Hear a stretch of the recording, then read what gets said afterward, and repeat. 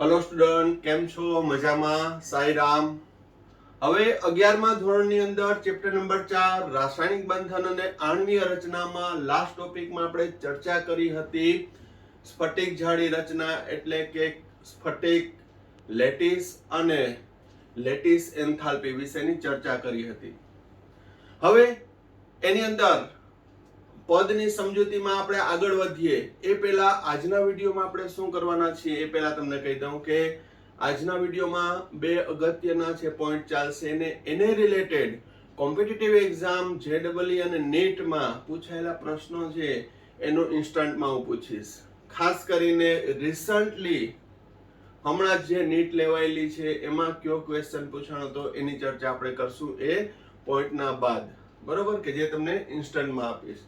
તો વિડીયો જ્યારે તમે સ્ટાર્ટ કરો ત્યારે કન્ટિન્યુ છે એ એન્ડ સુધી છે એ જોવાનો પ્રયત્ન કરો.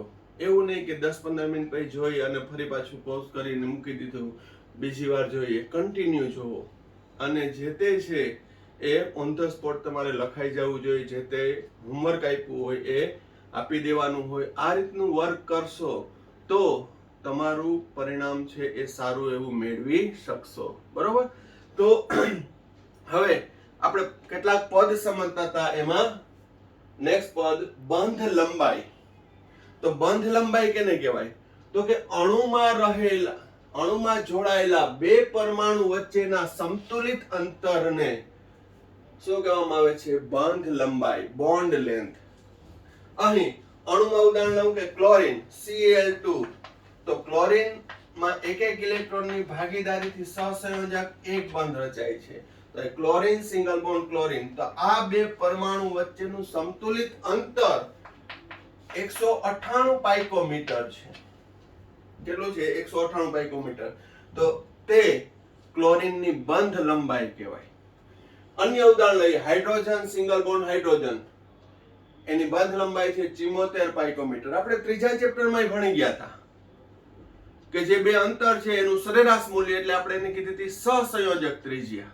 આનું અડધું અંતર કરો એટલે સહસંયોજક ત્રિજ્યા આવશે. હાઇડ્રોજન બંધ લંબાઈ પૂછે તો 74 પાઇકોમીટર. અંક સંખ્યા યાદ રાખવાની જરૂર છે ની ખાલી નોલેજ માટે. Fluorine 144 picometre. Chlorine 198 picometre.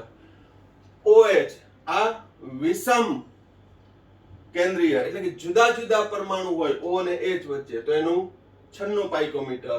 HCl 127 picometre. કારણ કે સમતુલિત અંતર લેવું પડે. સમકેન્દ્રીય હોય, એક જ પ્રકારના પરમાણુ હોય તો કઈ વાંધો નથી, બરોબર. પરંતુ અહીં હાઇડ્રોજન અને ક્લોરીનની ત્રિજ્યાનો સરવાળો કરવો પડે. તો એ અંતર થશે HCl માં 127, બરોબર. હવે અહીં તમે જો chlorine carbon single bond carbon એની 154, પણ ડબલ બોન્ડ આવી જાય દ્વિબંધ તો 133 થઈ જાય. ત્રિબંધ હોય તો 120 પાઇકોમીટર. કારણ કે જેમ બંધ ક્રમાંક વધશે એમ બંધ લંબાઈ ટૂંકી બનતી જશે. આવું બધું આ ચેપ્ટર ની અંદર આગળ આવશે જ, બરોબર. આ નોલેજ માટે. હવે આ બંધ લંબાઈ છે એ કઈ રીતે મેઝર કરવામાં આવે છે? તો આપણે સહસંયોજક ત્રિજ્યા કઈ રીતે મેઝર કરી હતી? તો કે વર્ણપટકી એટલે કે સ્પેક્ટ્રોસ્કોપિક, ક્ષકિરણ પદ્ધતિ અને ઇલેક્ટ્રોન વિવર્તન પદ્ધતિના આધારે બે પરમાણુ વચ્ચેનું અંતર એટલે કે બંધ લંબાઈ જાણી શકાય, બરોબર. તો બંધ લંબાઈને સવિસ્તાર આવશે, પણ બંધ લંબાઈ એટલે શું? તો કે બે પરમાણુ વચ્ચેના સંતુલિત અંતરને શું કહેવામાં આવે છે? બંધ લંબાઈ. નેક્સ્ટ વાન ડર વાલ ત્રિજ્યા. એ પણ આપણે ચેપ્ટર નંબર 3 માં અભ્યાસ કરી ગયા છીએ. આપણે ફરી પાછું એકવાર જોઈ લઈએ કે અલગ અલગ અણુઓના બે પરમાણુ વચ્ચેના અંતરના અડધા મૂલ્યને વાન ડર વાલ ત્રિજ્યા કહે છે. એટલે બે જુદા જુદા અલગ અલગ અણુઓ એકબીજા સાથે આંતરાણ્વીય આકર્ષણ બળથી જોડાયેલા હોય તો આ બે નજીકના પરમાણુ વચ્ચેના અંતરના સરેરાશ મૂલ્યને, જેમ કે અહીંયા ક્લોરીનનું ઉદાહરણ આપ્યું તો ક્લોરીન વચ્ચે 360 અંતર છે, ભાગ્યા 2 એટલે 180 પાઇકોમીટર. તો અહીં ક્લોરીનની વાન ડર વાલ ત્રિજ્યા છે 180 છે, અને આપણે જોયું કે સહસંયોજક ત્રિજ્યા 99 પાઇકોમીટર છે. તો 99 * 180 = 180 × 180 = 180 પાઇકોમીટર. 99 * 180 = 180 પાઇકોમીટર. 180 × 180 = 180 પાઇકોમીટર. સહસંયોજક ત્રિજ્યા કરતા વાન ડર વાલ ત્રિજ્યા હંમેશા વધુ હોય છે. આ પણ નોંધ તરીકે યાદ રાખજો. બરોબર, તો આ વાત થઈ વાન ડર વાલ ત્રિજ્યાની રિપીટ જ છે. બંધ લંબાઈ, બે પરમાણુ વચ્ચેનું સમતુલિત અંતર એટલે બંધ લંબાઈ અને એનું સરેરાશ મૂલ્ય એટલે કે સહસંયોજક ત્રિજ્યા. હવે બંધ કોણ, બોન્ડ એંગલ. બંધ કોણ એટલે શું, બરાબર ધ્યાન રાખજો. અણુ અથવા આયનના મધ્યસ્થ પરમાણુની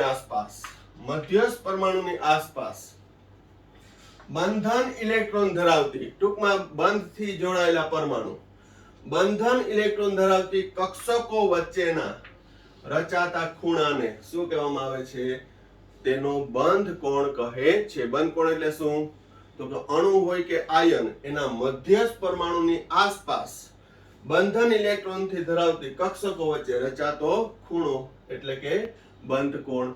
જેમ કે અહીં મિથેન CH4, એમોનિયા NH3, પાણી H2O.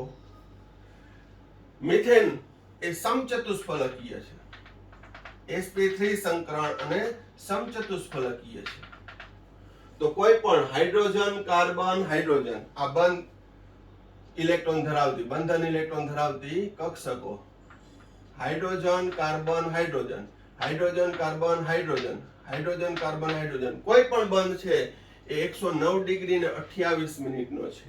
109 ડિગ્રી અને 28 મિનિટ એનો એકમ, મિનિટ અથવા કડા કહી શકો તમે.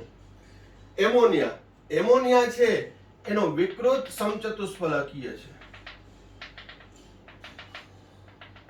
આગળના જસ્ટ 1-2 પોઈન્ટ પછી જ આવશે આનું સંકરણ, પણ અહીં તમે જુઓ આનો આકાર છે ત્રિકોણીય પિરામિડ છે.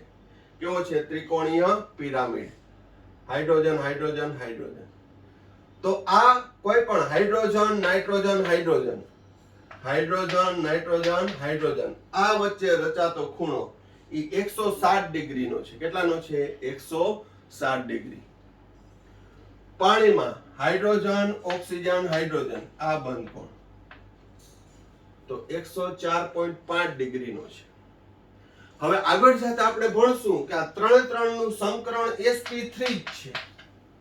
સંકરણ કેવું છે, sp3. તો sp3 હોય તો બંધ કોણ 109 ડિગ્રી અને 28 મિનિટ થવો જોઈએ, પરંતુ અહીંયા 109 ડિગ્રી 28 મિનિટ, એમોનિયામાં 160 ડિગ્રી અને પાણીમાં 104.5 ડિગ્રી અથવા 104 ડિગ્રી અને 30 મિનિટ.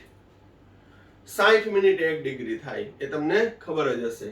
તો આ બંધ કોણ પણ છે એને રિલેટેડ પણ ક્વેશ્ચન પૂછાતા હોય છે, પણ અત્યારે ફક્ત આપણે પદ જ સમજીએ છીએ જે આગળના પોઈન્ટ સમજવા માટે. તો વ્યવસ્થિત જોઈ લેજો.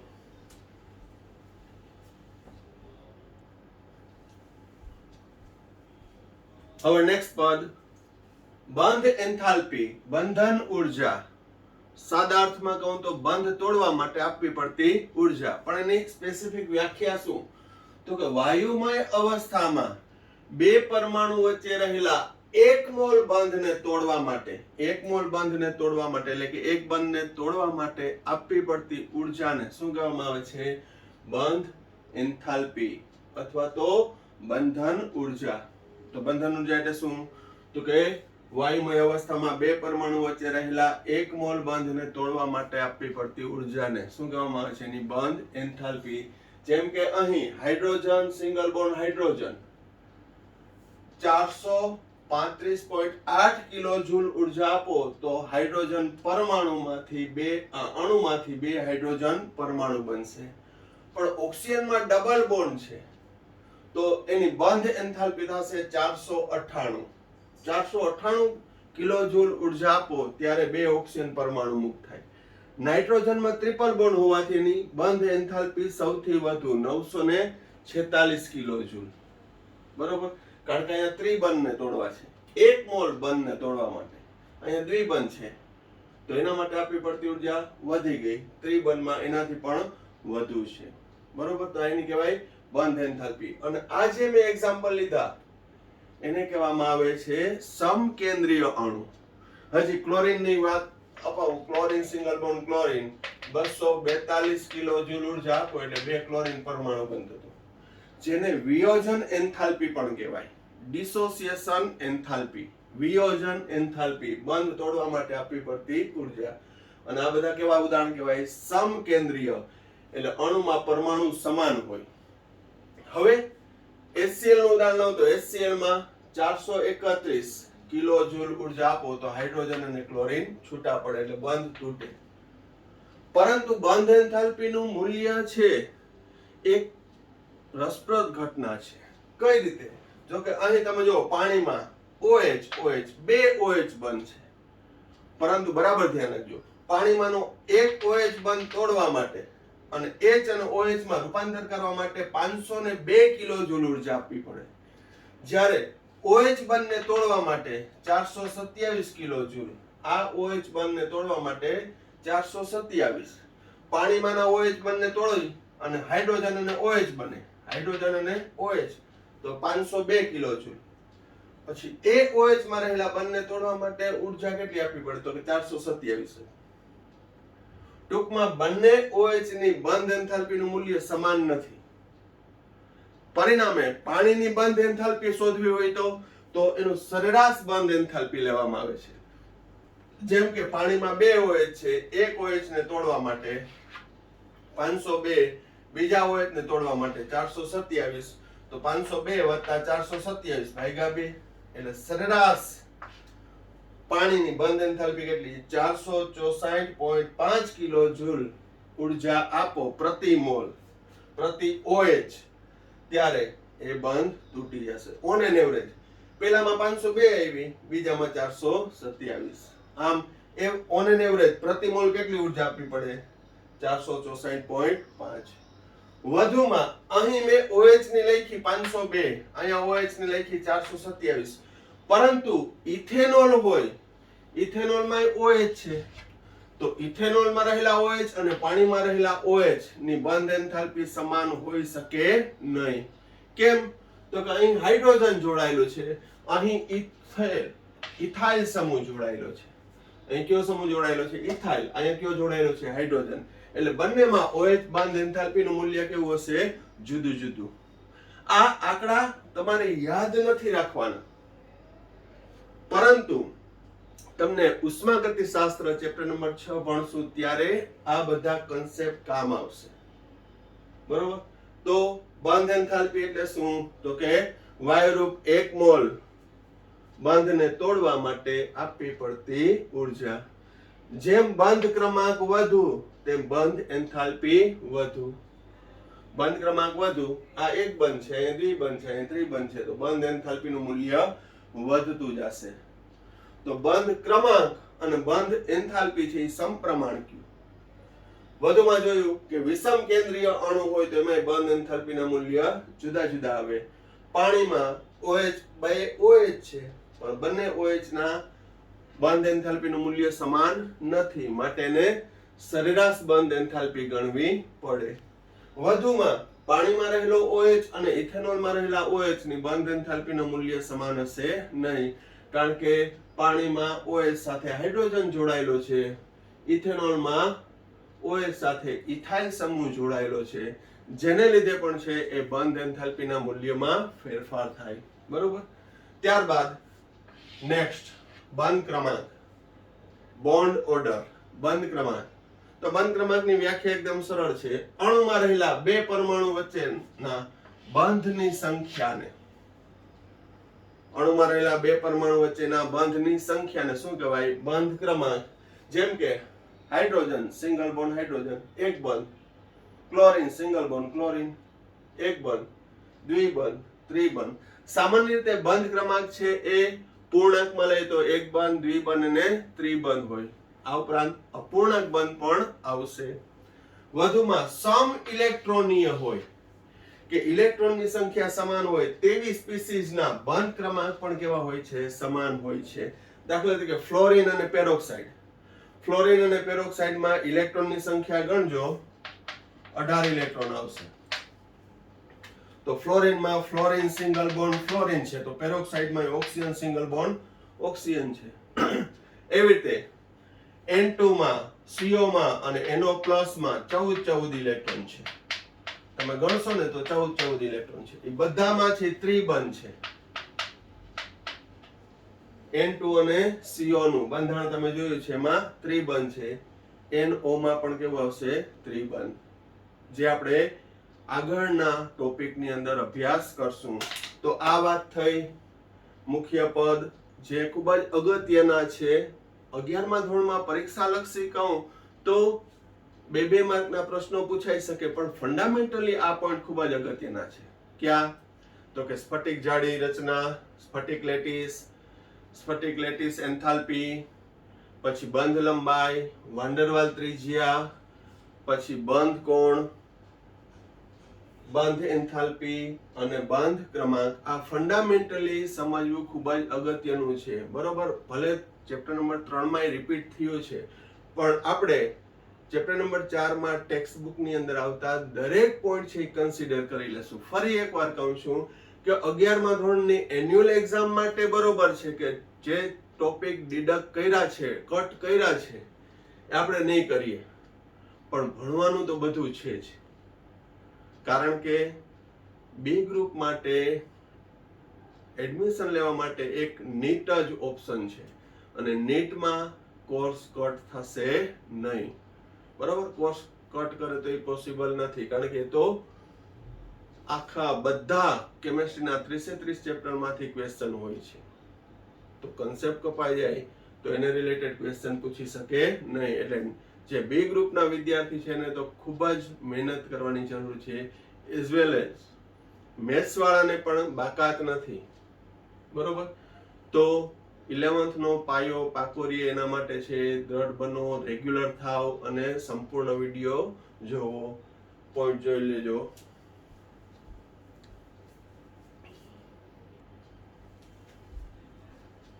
હવે નેક્સ્ટ ક્વેશ્ચન, સંસ્પંદન બંધારણ એટલે શું? ઉદાહરણ સાથે સમજાવો. ખૂબ જ અગત્યનો છે, ફંડામેન્ટલી છે અને 11th માં છે, 2 કે 3 માર્કમાં પૂછાઈ શકે. સંસ્પંદન બંધારણ એટલે શું? ઉદાહરણ સાથે સમજાવો. તો સંસ્પંદન બંધારણ કેને કહેવાય? તો આગળ એક શબ્દ તો મેં વાપર્યો હતો જ્યારે લુઈસ બંધારણ સમજાવતો હતો ત્યારે, કે કેટલાક અણુ છે એનું 2 કે તેથી વધુ લુઈસ બંધારણ હોય. કેટલાક અણુઓ છે એનું 1 કરતા વધુ લુઈસ બંધારણ હોય. એ દરેક બંધારણ છે એને વિહિત બંધારણ કહેવાય. વિહિત અથવા પ્રમાણિત, સ્ટાન્ડર્ડ. તો 2 કે તેથી વધુ લુઈસ બંધારણ હોય, આવા બંધારણને આપણે શું કહેશું? વિહિત અથવા તો પ્રમાણિત. ટેક્સ્ટ બુકમાં વિહિત શબ્દ વાપર્યો છે, કેનોનિકલ, પણ કેનોનિકલ એટલે પ્રમાણિત, સ્ટાન્ડર્ડ. અને આ દરેક બંધારણ અણુના બધા જ ગુણધર્મો સમજાવી શકે નહીં. તેથી જ તેવા બંધારણોની વચ્ચેની અવસ્થાવાળું બંધારણ દર્શાવવામાં આવે છે. આ વચ્ચેની અવસ્થાવાળા બંધારણને કહેવામાં આવે છે સંસ્પંદન બંધારણ. વ્યાખ્યા હું 2 વાર બોલું તો પણ જ્યારે હું એક્ઝામ્પલ આપું ત્યારે એ પોઈન્ટ વધુ ક્લિયર થશે. તો ઝડપથી આપણે એક્ઝામ્પલ લઈ લઈએ. દાખલા તરીકે ઓઝોન, O3. તો O3 નું હું બંધારણ તમને દર્શાવું. ઓક્સિજન, ડબલ બોન્ડ ઓક્સિજન, સવર સહસંયોજક બંધ ઓક્સિજન, 1 2 1 2 3 4 5 6, 1 2 3 4 5 6. આ બંધારણ નંબર 1.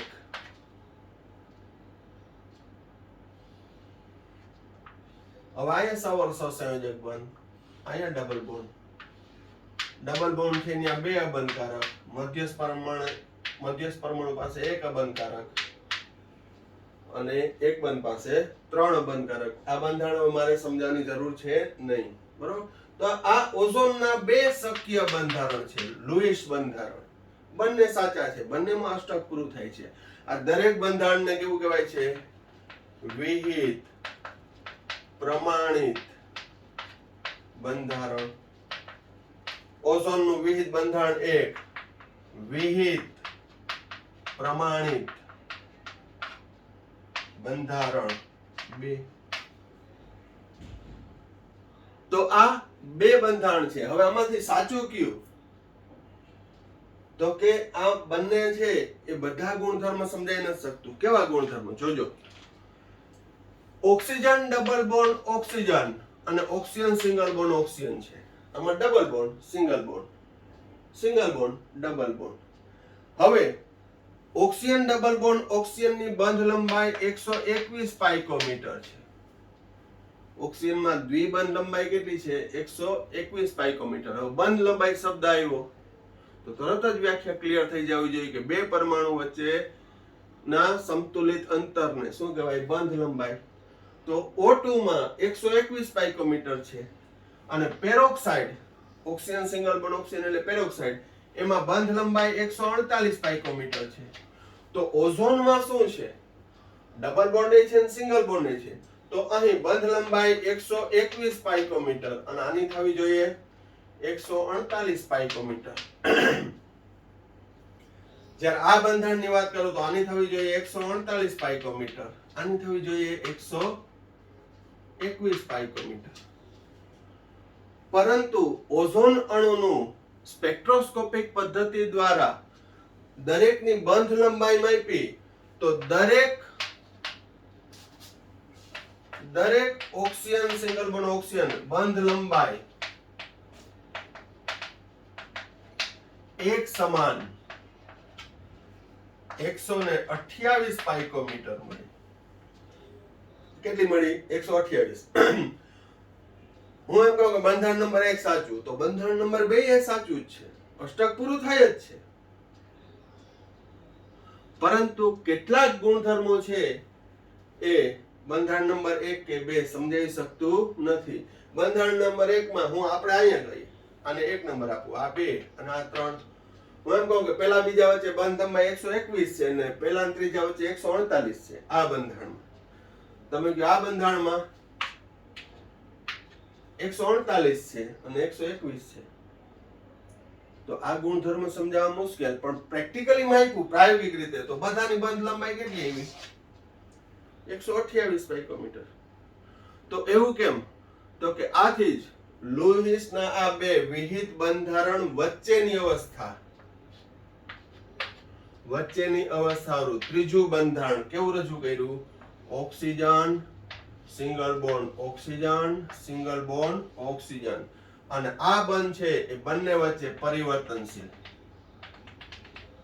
કે બંધારણ નંબર 1 સ્થિર નથી, બંધારણ નંબર 2 સ્થિર નથી. જોજો, double bond double single double single double single double bond single bond double bond single bond double bond single bond. હું જેટલી ઝડપથી બોલું છું એનાથી વધુ ઝડપથી ટ્રાન્સફર થતું હોય.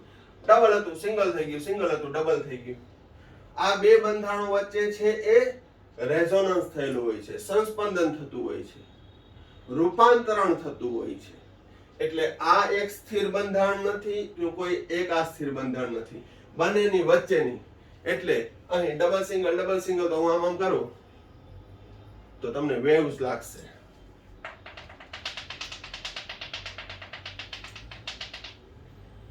આવું આ બંનેની વચ્ચેનું બંધારણ છે. આને કહેવામાં આવે છે સંસ્પંદન બંધારણ. આને કેવું કહેવાય છે? સંસ્પંદન બંધારણ. તો કે જ્યારે એક કરતા વધુ લુઈસ બંધારણ હોય તો તેમની વચ્ચે શું આવે છે? સંસ્પંદન બંધારણ જોવા મળે છે. જેથી જ આ પ્રેક્ટિકલી સાબિત કેમ થયું? તો કે જ્યારે ડબલ બોન્ડ માંથી સિંગલ બોન્ડ માં રૂપાંતર થાય ત્યારે બંધ લંબાઈ 121 થી વધીને 148 થાય. જ્યારે સિંગલ બોન્ડ માંથી ડબલ બોન્ડ થાય ત્યારે બંધ લંબાઈ 148 થી ઘટીને 121 થાય. તો 121 થી વધીને 148, 148 થી ઘટીને 121, 21, 48, 21, 48, મધ્યવર્તી મધ્યસ્થી કેટલી છે? 128. સરેરાશ નથી બોલતો, આનો એવરેજ નથી કાઢ્યું, મધ્યવર્તી શબ્દ વાપરું છું. મધ્યવર્તી એટલે 121 કરતા વધુ, 148 કરતા ઓછી. તો 121 અને 148 ની વચ્ચે આવતી સંખ્યા એને મધ્યવર્તી કહેવાય. કેટલી? 128. સરેરાશ નથી પણ ઈ બંનેની વચ્ચેની આવે એટલે 121 કરતા બંધ લંબાઈ છે એ મોટી 148 કરતા ટૂંકી, એટલે દરેક બંધ લંબાઈ 128 પાઇકોમીટર 128 પાઇકોમીટર. આવા બંધારણને શું કહેવામાં આવે છે? સંસ્પંદન બંધારણ કહે છે. બરોબર. ટૂંકમાં બે કે તેથી વધુ બંધારણો વચ્ચે થતા સતત અને ત્વરિત પરિવર્તનની ઘટનાને, બે કે તેથી વધુ બંધારણો વચ્ચે થતા સતત અને ત્વરિત પરિવર્તનની ઘટનાને શું કહેવામાં આવે છે? સંસ્પંદન બંધારણ કહે છે. તો આપણે ઓઝોનના ઉદાહરણ દ્વારા સમજાવો તો 2 માર્કમાં આપણે અહીંયા સુધી લખવાનું છે. હજી પણ કેટલાક સંસ્પંદન બંધારણની પ્રેક્ટિસ કરશું, પણ આ વ્યવસ્થિત જોઈ લ્યો.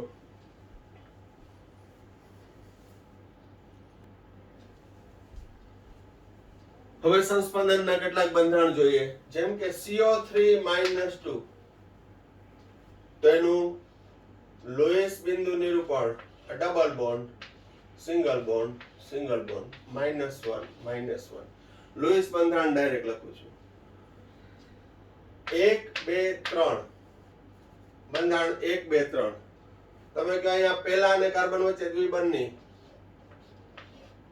પહેલા અને બીજા વચ્ચે દ્વિબંધ, અહીંયા સિંગલ સિંગલ બોન્ડ. તમે કે એમ નહીં, ત્રીજા અને કાર્બન વચ્ચે દ્વિબંધ,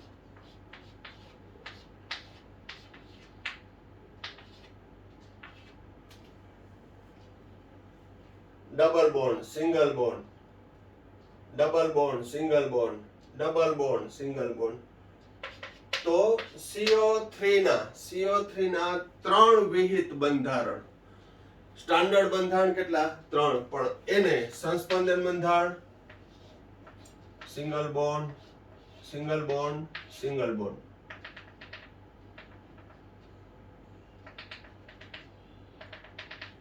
આ બંધ છે એ સતત પરિભ્રમણ કરે છે. Double bond, double bond, double bond, double bond, double bond, double bond, double bond, double single single, single double single, single single double. આ બંધ છે દ્વિબંધમાંનો એ બંધ, એ સતત પરિભ્રમણને લીધે એના 3 વિહિત સ્વરૂપ જોવા મળે, અને એનું મધ્યસ્થી બંધારણ. આથી જ CO3 માં 3 CO બંધ લંબાઈ સમાન થશે. 3 બંધ લંબાઈ કેવી થશે? એક સમાન. SO2 નું ઉદાહરણ લઈએ. Sulphur double bond oxygen, single bond oxygen, sulphur single bond oxygen, double bond oxygen. અને આ રીતે દર્શાવે.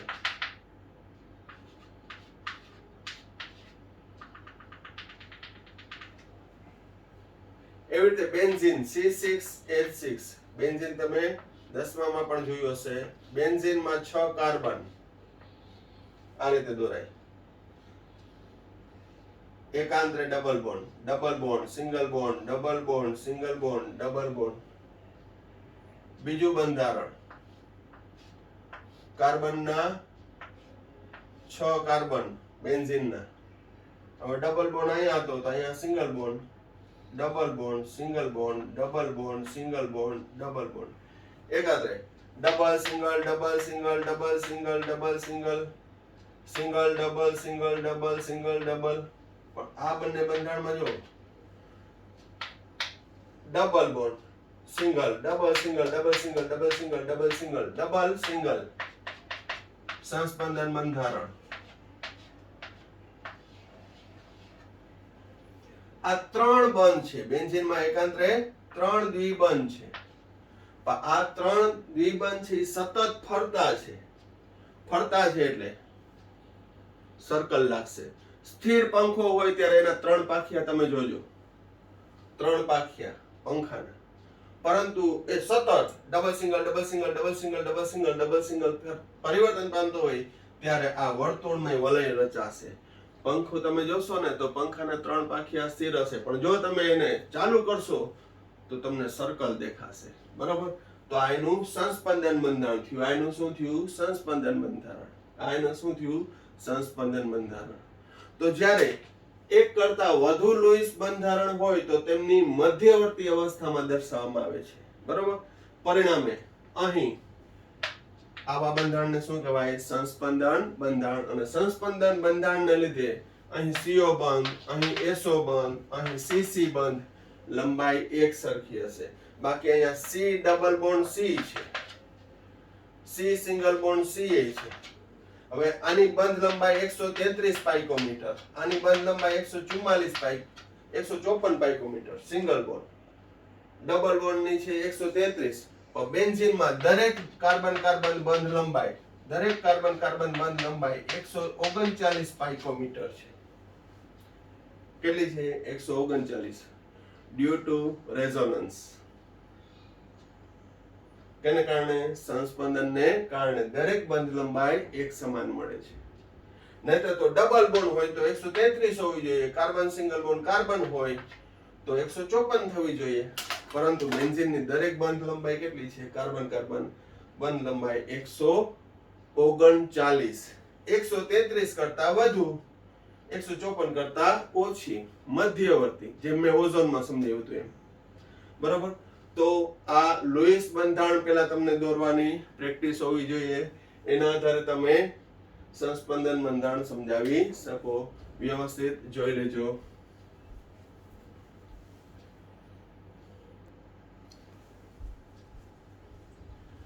હવે નેક્સ્ટ ક્વેશ્ચન, બંધની ધ્રુવીયતા. Most IMP for all type of question. 11મા ધોરણ માટે ઉપયોગી છે. ફંડામેન્ટલી કેમિસ્ટ્રીમાં જ્યાં આપણે અકાર્બનિક અણુની ચર્ચા કરશું ત્યાં આ કન્સેપ્ટ આવશે. પ્લસ કોમ્પિટિટિવ એક્ઝામમાં પણ અવારનવારના વર્ષોમાં છે આ ટાઈપના ક્વેશ્ચન, આ પોઈન્ટ રિલેટેડ ક્વેશ્ચન પૂછાતા હોય છે. અને આ ટોપિક રિલેટેડ હું તમને ઇન્સ્ટન્ટમાં છે એ ક્વેશ્ચન રિસન્ટલી નીટમાં પૂછાયેલો ક્વેશ્ચન છે એ આજે પૂછીશ. બરોબર? તો વ્યવસ્થિત ધ્યાન રાખજો. બંધની ધ્રુવીયતા વિશે નોંધ લખો. તો કોઈ પણ અત્યાર સુધી આપણે ભણ્યા આયોનિક બંધ અને સહસંયોજક બંધ. પણ કોઈ પણ બંધની વાત કરું તો જે સહસંયોજક બંધ હોય સંપૂર્ણ સહસંયોજક હોતો નથી. જે સહસંયોજક બંધ હોય તેમાં અંશતઃ પાર્શિયલી આયોનિક બંધ રહેલો હોય. અને જે સંપૂર્ણ આયોનિક બંધ કહીએ એમાં અંશતઃ સહસંયોજક લાક્ષણિકતા રહેલી હોય. એક એક્ઝામ્પલ લઈએ આપણે. સિમ્પલ ઉદાહરણ આપું. એમ કહું કે chlorine single bond chlorine, chlorine single bond chlorine. અહીં સમકેન્દ્રીય છે, બંને પરમાણુ સમાન જ છે, ક્લોરીન છે.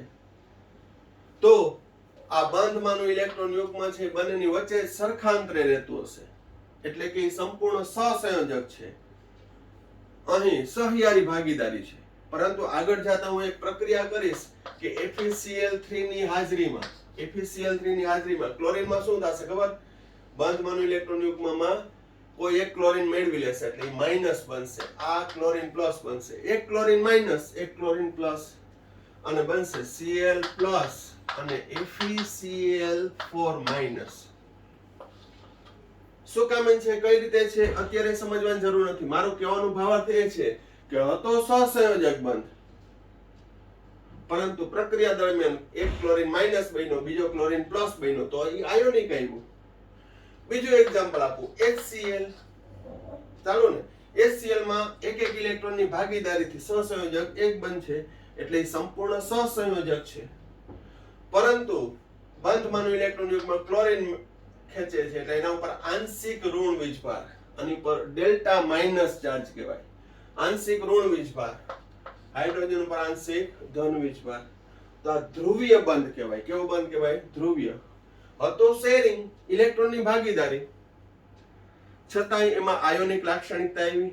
એવી રીતે હું સમજાવીશ. લિથિયમ આયોડાઇડમાં લિથિયમ +1 છે, આયોડાઇડ -1 છે, છતાં લિથિયમ આયોડાઇડ વચ્ચે સહસંયોજક લાક્ષણિકતા આવશે.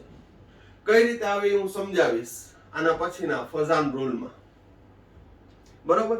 પણ ટૂંકમાં એ સંપૂર્ણ આયોનિક નથી કે આ સંપૂર્ણ સહસંયોજક નથી. બરોબર? હવે તો પહેલો પ્રાસંગિક મુદ્દો શું? કોઈ પણ બંધ સંપૂર્ણ આયોનિક કે સહસંયોજક નથી. આયોનિક હોય એમાં અંશતઃ સહસંયોજક લાક્ષણિકતા હોય અને સહસંયોજક બંધ હોય એમાં અંશતઃ આયોનિક લાક્ષણિકતા હોય છે. જેમ કે હું વાત કરું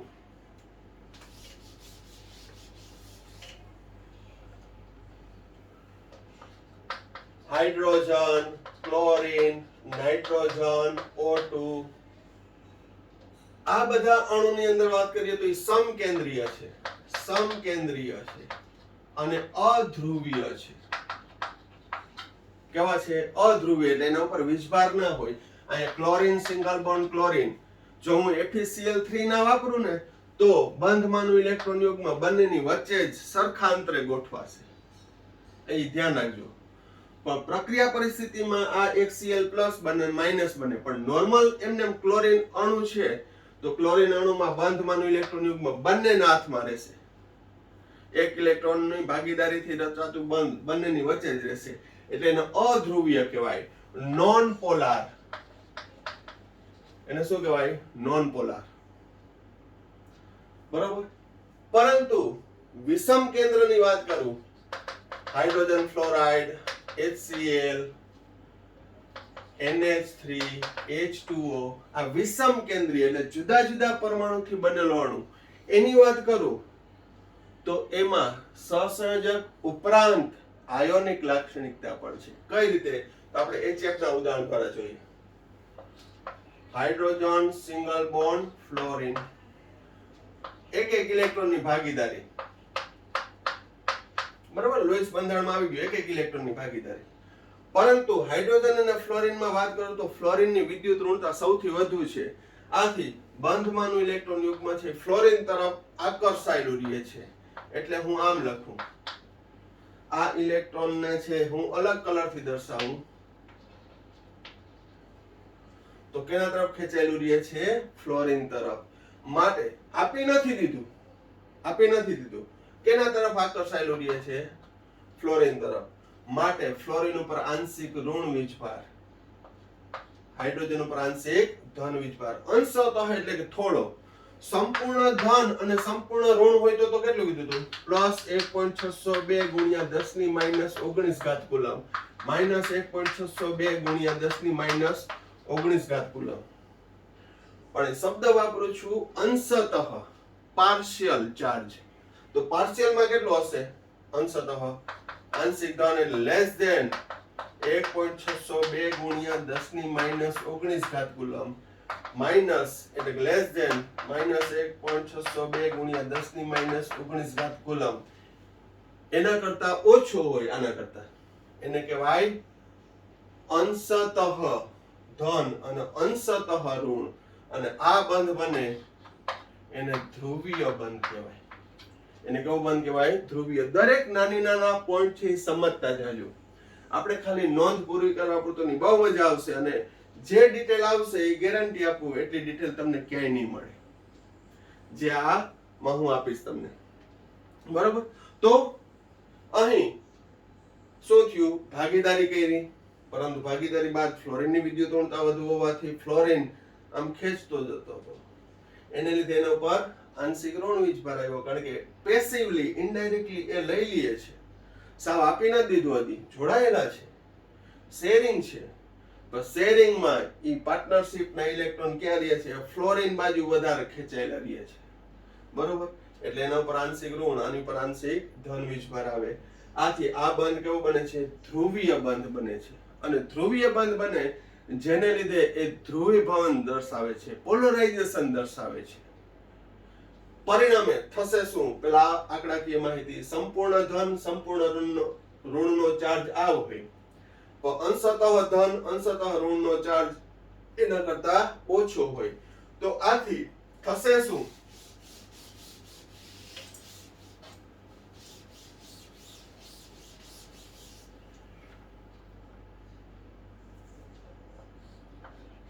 HF આંશિક ઋણ આંશિક ધન. તો એને આ એરોથી દર્શાવાય ધ્રુવીયની ક્ષમતાને. +2- એરો કઈ રીતે દર્શાવાય? બોલાય એમ +2-. શું? +2-. એટલે આ રીતે સંજ્ઞા દ્વારા દર્શાવે અને એને લીધે એ દ્વિધ્રુવીય ચાક માત્રા દ્વિધ્રુવી ચાક માત્રા ડાયપોલ મોમેન્ટ શું દર્શાવે છે? ડાયપોલ મોમેન્ટ, જેને ગ્રીક શબ્દ મ્યુ એના વડે દર્શાવે છે. મ્યુ મ્યુ બરાબર દ્વિધ્રુવીય ચાક માત્રા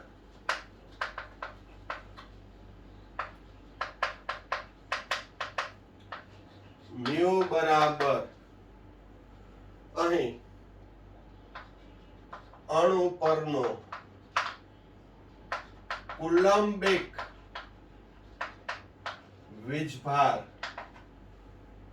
ગુણ્યા કુલંબિક વીજભાર ગુણ્યા બે પરમાણુ વચ્ચેનું અંતર, એટલે મ્યુ બરાબર અહીં કુલંબિક વીજભાર એને ક્યુ ગુણ્યા અંતર એલ અથવા આર ક્યુ ગુણ્યા આર. એટલે અહીં કુલંબિક વીજભાર આ Q1 કયો અને Q2 કયો. ઈ કેટલો હશે કુલંબિક વીજભાર? તો કે 1.602 ગુણ્યા 10 - 19 કુલમ કરતા ઓછો. બરોબર? તો અહીં Q બરાબર મ્યુ બરાબર Q * R અને એકમ થશે એનો Q કુલમમાં C અને R હું મીટરમાં લઉં તો કુલમ * મીટર, જેને D/D2 કેપિટલ D સંજ્ઞા પણ દર્શાવાય છે. દ્વિધ્રુવીય ચાક માત્રા મ્યુ નો એકમ શું થશે? D/ અથવા D2. 1 D2 બરાબર 3.33564 ગુણ્યા 10 - 30 કુલમ * મીટર. પેલા તો દ્વિધ્રુવીય ચાક માત્રા ડાયપોલ મોમેન્ટ ક્યારે હોય? તો કે બંધ ધ્રુવીય હોય તો. HF અણુ છે ધ્રુવીય છે, તો દ્વિધ્રુવીય ચાક માત્રા કઈ રીતે માપવાની? તો કે દ્વિધ્રુવીય ચાક માત્રા અણુ પરનો કુલંબિક વીજભાર જે Q1 Q2 ના ગુણાકાર બરાબર થશે અને બે પરમાણુ વચ્ચેનું અંતર એને R કીધું. ઈ બે ના ગુણાકાર જેટલું થશે, જેનો એકમ થશે કુલમ * મીટર, જેને વૈજ્ઞાનિક D/, ની યાદમાં D2 એકમ પણ દર્શાવાય છે. 1 D2 બરાબર 3.33564 ગુણ્યા 10 - 30 કુલમ * મીટર. આ રીતે છે જુદા જુદા અણુના છે એ આપણે ડાયપોલ મોમેન્ટ છે એ નક્કી કરી શકીએ. કઈ રીતે કરવું? તો એક ખાલી આનું એક્ઝામ્પલ આપું છું. HF માં Q બરાબર કુલંબિક વીજભાર છે એ આવશે અહીં 6.4 ગુણ્યા 10 - 20 કુલમ. કયો છે કુલ વીજભાર? કુલંબિક વીજભાર કેટલો થશે? 6.4 ગુણ્યા 10 - 20 કુલમ. ઈ પ્રેક્ટિકલી લીધો હોય ભાઈ તમે જોવો, ઈ કુલંબિક વીજભાર કેટલા કરતા ઓછો છે? 1.602 ગુણ્યા 10 - 19 કુલમ કરતા ઓછો જ છે. તો 6.4 ગુણ્યા 10 - 20 અને એનું અંતર થશે 92 પાઇકોમીટર. મીટરમાં લઉં તો 92 ગુણ્યા 10 - 12 મીટર. તો મ્યુ બરાબર કેટલું આવશે? 6.4 ગુણ્યા 10 - 20 ગુણ્યા 92 ગુણ્યા 10 - 12 કુલમ * મીટર. કુલમ * મીટર ગુણાકાર કરો. 6.4 ગુણ્યા 92 588.8 ગુણ્યા 10 - 32 એટલે 5.88 ગુણ્યા 10 - 30 કુલમ * મીટર. હવે આ કુલમ * મીટર માં આવ્યું અને D2 માં કન્વર્ટ કરવું હોય તો કે 3.33564 33,564 ગુણ્યા 10 - 30 કુલમ ઇન્ટુ મીટર એટલે 1 ડીબે. તો આટલા કુલમ ઇન્ટુ મીટર એટલે કેટલા ડીબે? તો 5.88 ગુણ્યા 10 - 30 કુલમ ઇન્ટુ મીટર છેદમાં 3.33,564 ગુણ્યા 10 - 30 કુલમ પર ડીબે. તો જવાબ આવશે ડીબે માં. કુલમ ઇન્ટુ મીટર ઉડી જશે, 30 ઉડી જશે,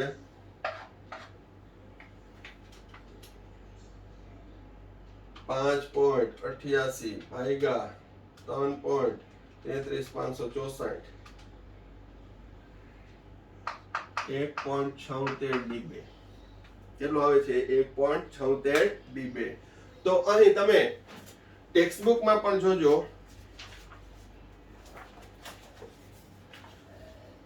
HF નું આખું કોષ્ટક આપ્યું છે પેજ નંબર 108 ઉપર. એનું આપ્યું છે HF નું 1.78. આ 1.76 આવ્યું. પણ ટૂંકમાં આ મેં મારી રીતે આંકડાકીય માહિતીના આધારે સમજાવ્યું કે કઈ રીતે ડાયપોલ મોમેન્ટ શોધવામાં આવે છે. ફરી એકવાર કહી દઉં, ડાયપોલ મોમેન્ટ છે એ ફિઝિક્સની અંદર આવશે તમારે, પણ અહીં બંધ ધ્રુવીય હોવાને લીધે છે એ ડાયપોલ મોમેન્ટ દ્વિધ્રુવીય ચાક માત્રા દર્શાવે. દ્વિધ્રુવ, અંશતઃ ધન અંશતઃ ઋણ, અને એના આ સંજ્ઞા વડે દર્શાવવામાં આવે છે. +2 માઇનસ, આનો અર્થ શું? +2 માઇનસ, અને એ દ્વિધ્રુવીય ચાક માત્રા શોધવાનું સૂત્ર. બરોબર. હવે આ કઈ રીતે મેં કુલમ્બિક વીજભાર શોધ્યો? તો એ પ્રાયોગિક રીતે નક્કી કર્યો હોય. બરોબર. એ મળ્યું બંને વચ્ચેનું અંતર એટલે બંધ લંબાઈ. આમ જોઈએ તો શું છે? બંધ લંબાઈ. એ બેનો ગુણાકાર કરો એટલે કુલમ ઇન્ટુ મીટરમાં આવશે, જેને 3.33,564 ગુણ્યા 10 - 30 કુલમ ઇન્ટુ મીટર વડે ભાગતા શું મળશે તમને?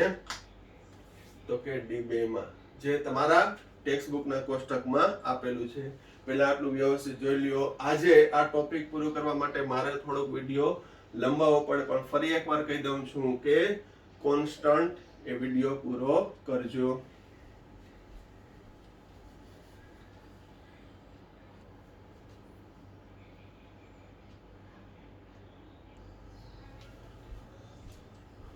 હવે અન્ય કેટલાક એક્ઝામ્પલ લઈએ. જેમ કે H2O. તો H2O માં HOH અને બે અબનકારક ઇલેક્ટ્રોન યુગ્મ હોય કક્ષકોમાં. બે અબનકારક ઇલેક્ટ્રોન યુગ્મ. હવે એની ચાક માત્રાનું મૂલ્ય કેટલું છે? μ 1.85 ડીબે. બરોબર. અહીં ડીબે માં જ હું આપીશ. કઈ રીતે? તો અહીં હાઇડ્રોજન ઓક્સિજનમાં ઓક્સિજનની વિદ્યુત ઋણતા વધુ, આથી આંશિક ધન, આંશિક ઋણ, આંશિક ધન, આંશિક બે ઋણ. તો ડાયરેક્શન જો ક્યાંથી ક્યાં દ્વિધ્રુવીય દર્શાવવાનું, +2 માઇનસ, ડાયપોલ મોમેન્ટ એક જગ્યાએ જાય છે, એક જ જગ્યા સેન્ટરમાં.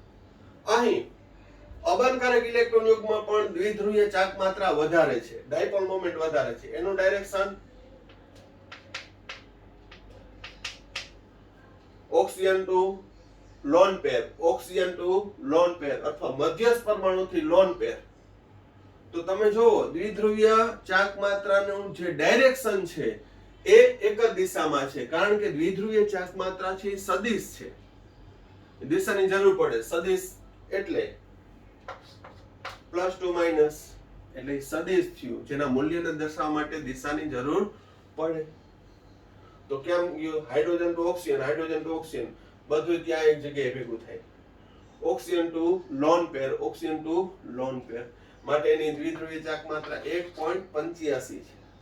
એમોનિયામાં વાત કરું તો એમોનિયામાં 3 NH બંધ અને એક અબનકારક. ડાયરેક્શન હાઇડ્રોજન ઉપર આંશિક ધન, નાઇટ્રોજન ઉપર આંશિક 3 ઋણ. તો ડાયરેક્શન દ્વિધ્રુવીયનું દિશા +2 minus,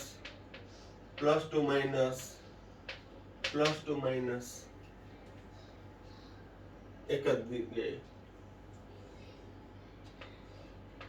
centre atom two lone pair, centre atom two lone pair. એક જ દિશામાં દ્વિધ્રુવીય ચાક માત્રા છે. પરિણામે એનું મૂલ્ય 1.47. પણ અહીં પાણીમાં 1.85 છે. ઈ કેમ વધુ? નહીતર તો અહીંયા 3 NH બંધ છે અને 3 એક જ દિશામાં જાય છે. સમજાય છે? તો અહીં નાઇટ્રોજન પાસે એક જ અબંધકારક છે, જ્યારે પાણી પાસે 2 અબંધકારક છે. અબંધકારક ઇલેક્ટ્રોન યુગ્મને લીધે ડાયપોલ મોમેન્ટમાં વધારો થાય છે. વધુમાં એમ પણ કહી શકાય કે સેન્ટર એટમ છે એ વધુ વિદ્યુત ઋણ છે. વધુ વિદ્યુત ઋણ હોવાથી બંધમાંનું ઇલેક્ટ્રોન યુગ્મ વધુ ખેંચી લેશે. પરિણામે Q વધારે. Q એટલે કુલમ્બિક વીજભાર. અંતર ઓછું, બરાબર, પણ કુલમ્બિક વીજભાર વધુ હોવાથી એનો ગુણાકાર વધુ થાય એટલે ડાયપોલ મોમેન્ટ વધુ, દ્વિધ્રુવીય ચાક માત્રાનું મૂલ્ય વધુ. અહીં મેં મૂલ્ય ખાલી નોલેજ માટે જ આપ્યું છે ડીબેમાં, અને આ જેટલા ડીબેના મૂલ્ય છે ને તમારે આમાં કુલમ ઇન્ટુ મીટરમાં કન્વર્ટ કરવાના, ઈ હોમવર્કમાં આપું છું. આ જેટલા મૂલ્ય છે ને જે મેં લખાવ્યા છે એ બધા કેમાં કન્વર્ટ કરવાના? કુલમ ઇન્ટુ મીટરમાં. 1 ડીબે એટલે કેટલું એ તમને ખબર છે. હવે NF3, NF3 માં જુઓ, NF3 એક અબંધકારક, આ NH3 છે, આ એમોનિયા છે, આ નાઇટ્રોજન ટ્રાઇફ્લોરાઇડ છે. તો અહીં જુઓ, નાઇટ્રોજન ફ્લોરિનમાં ફ્લોરિનની વિદ્યુત ઋણતા વધુ એટલે આંશિક ઋણ, આંશિક ઋણ, આંશિક ઋણ, 3 આંશિક ધન, 3 આંશિક ઋણ, 3 આંશિક ધન. Direction +2 minus, +2 minus, +2 minus, +2 minus, +2 minus, sorry, centre atom two lone pair. તો અહીં જુઓ, NF3 છે એમાં ફ્લોરિન હાઇડ્રોજન કરતા વધુ વિદ્યુત ઋણ છે. ફ્લોરિનનો પહેલો નંબર આવે વિદ્યુત ઋણતામાં. છતાંય અહીં ફ્લોરિન વધુ વિદ્યુત ઋણ હોવા છતાં ડાયપોલ મોમેન્ટ કેટલી છે? 0.23 જ. ઈ કેમ? નતર એની પાસે અબંધકારક પણ વધારે છે. અહીં તમે બંધારણ દોર્યું જ છે આગળ, એટલે હું ડાયરેક્ટ અત્યારે દોરું છું. NF3 નું બંધારણ તમે દોરી ગયા, લુઈસ બંધારણ, એમોનિયાનું દોરી ગયા. તો એમોનિયા અને NF3 માં ફેર શું છે? તો કે અહીંયા હાઇડ્રોજન છે, અહીં ફ્લોરિન છે. હાઇડ્રોજન કરતા ફ્લોરિન વધુ હોવા છતાં એમોનિયા કરતા NF3 ની દ્વિધ્રુવીય ચાક માત્રાનું મૂલ્ય ઓછું કેમ? તો કે તમે જુઓ, અહીં ડાયપોલ મોમેન્ટ છે એ ડિસ્ટ્રીબ્યુટ થાય છે. +2 માઇનસ, +2 માઇનસ, +2 માઇનસ. જ્યારે અહીંયા મર્જ થાય છે, અહીંયા શું થાય છે? મર્જ થાય છે, ભેગી થાય છે દ્વિધ્રુવીય. +2 માઇનસ, +2 માઇનસ, +2 માઇનસ. અહીંયા +2 માઇનસ, +2 માઇનસ, +2 માઇનસ ડિસ્ટ્રીબ્યુટ થાય છે. અને અહીંયા વિરુદ્ધ છે, બરોબર.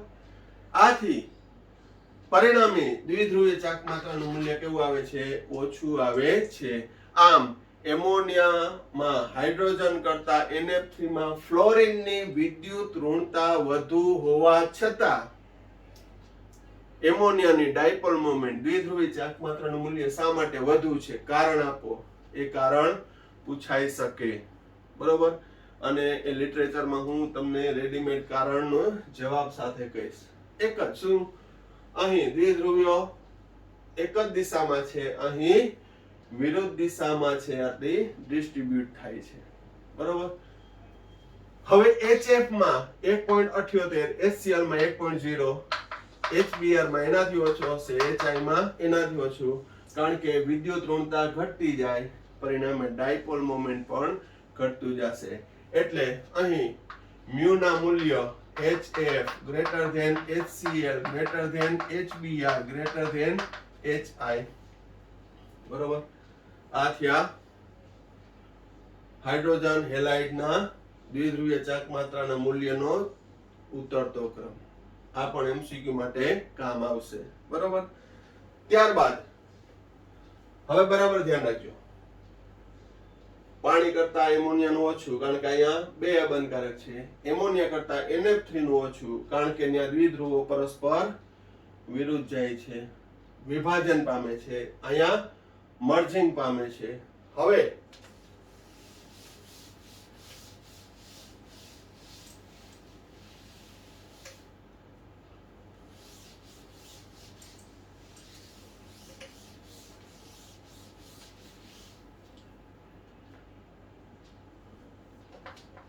H2Cl2 N2O2 F2 Br2 I2 P4S8 આ બધા સમકેન્દ્રીય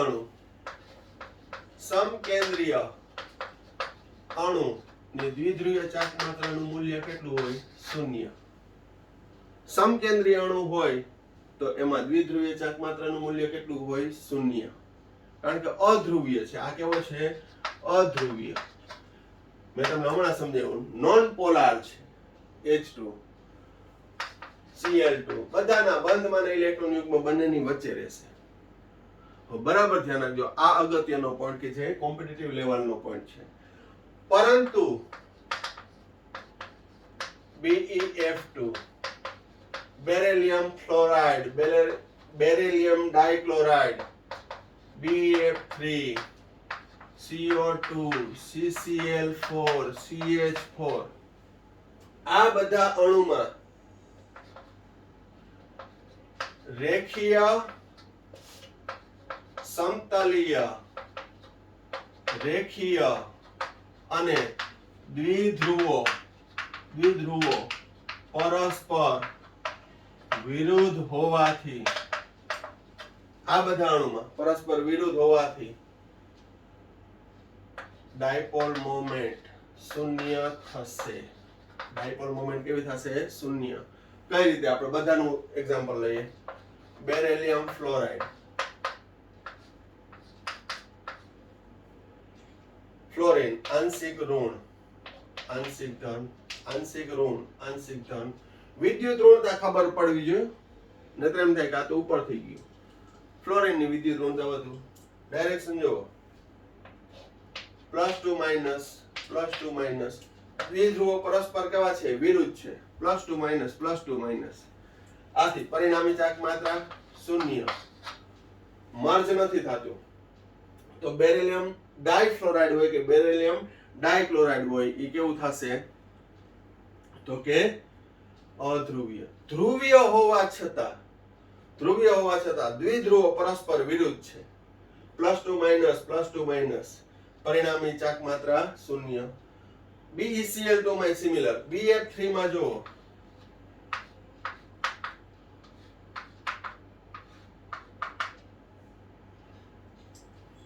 આંશિક ઋણ આંશિક 3 ધન.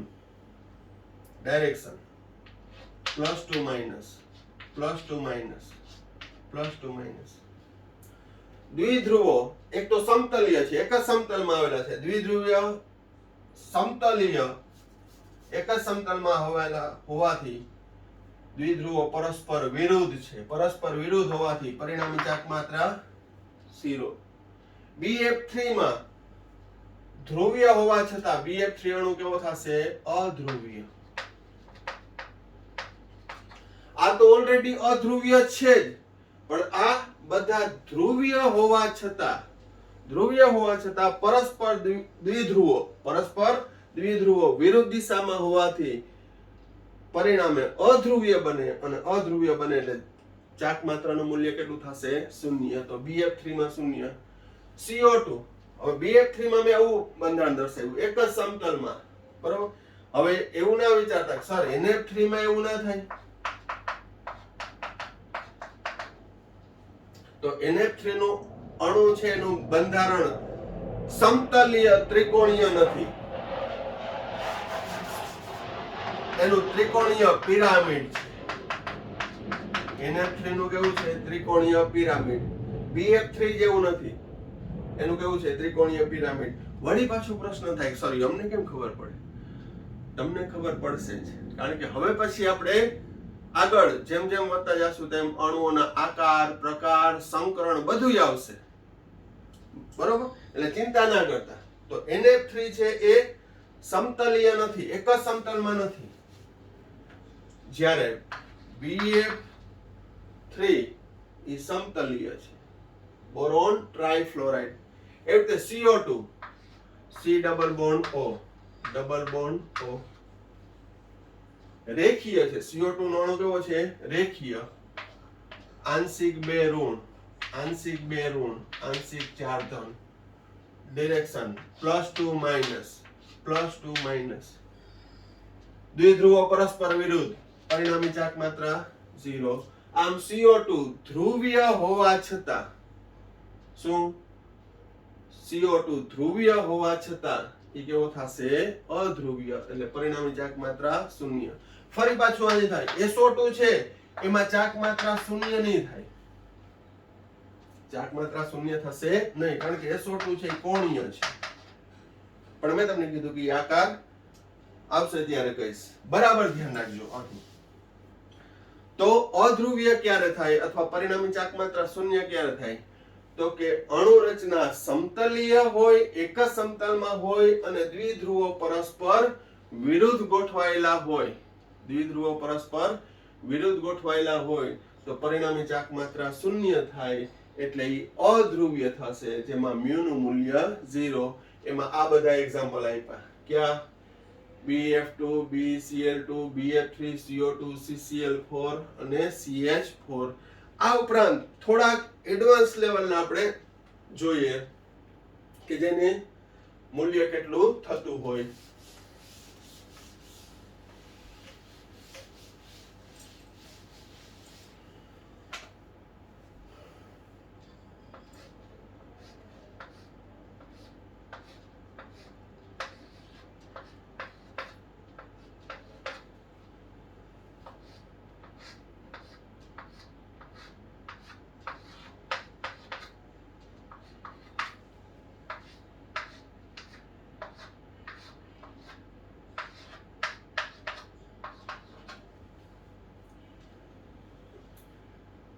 અહીં બેન્ઝીન છે પણ અહીં બે ક્લોરીન છે 1 ને 2 1 2 3 1 2 3 4 1 2 ડાઇક્લોરો